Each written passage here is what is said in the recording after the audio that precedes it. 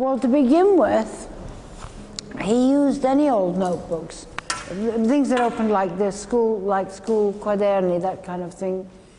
Then the French make better notebooks than the English. The English are very mean, they're very thin.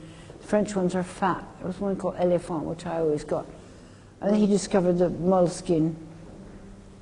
And that was, he never bought another thing. He always bought the moleskin. But he had to go to Paris for it. But that was good, because he always wanted to go to Paris. So it does, you're much freer if you write than depending entirely on your camera. I mean, sometimes he never took a camera. He took photographs, well, as you can see, he took photographs. But it isn't quite the same thing as remembering funny little details. I mean, you can't always take pictures of people, but you can write it. Well, because you forget. You don't think you're going to forget, but you do. Because when you get back, you're in a completely different surroundings. Nothing is going to remind you of your trip. Because he said it was a disaster if he lost a notebook, but not a disaster if he lost his address book. But for him, losing the notes, which are all his thoughts and accounts, descriptions, everything like that. Everything went into the notebooks.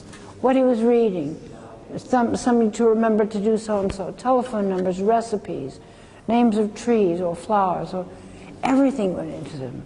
He made very small drawings, which are more like engravings or etchings, made with a thin point, and then tiny little funny things, but they're only about this big. He probably wouldn't carry, well, if he had a cell phone, it would be off. But now everybody can communicate all the time. So they don't have, I think they probably communicate quite a lot on ringing up people instead of keeping it in their head and thinking about it. It must make it different.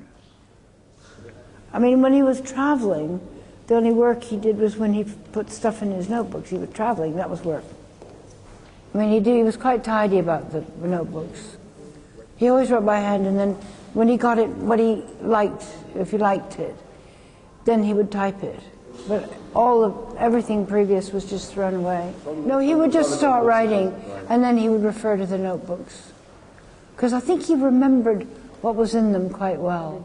I mean, he would wake up in the morning thinking, and then he never spoke at breakfast. He was thinking, and go and rush off to write as soon as he could. Quite funny, he did.